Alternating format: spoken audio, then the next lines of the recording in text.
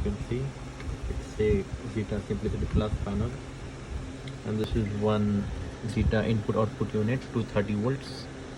It supports up to 230 volts AC,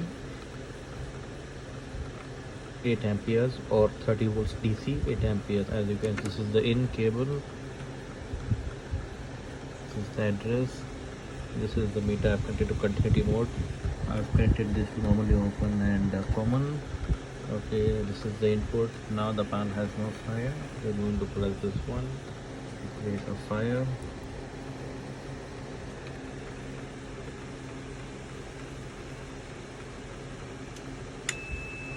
So as you can see, the fire, as well as the multimeter is in continuity mode. The LED is blinking. So we press silence, reset, press reset, it goes to open. This is the working of Zeta ZIOU 230. Thank you.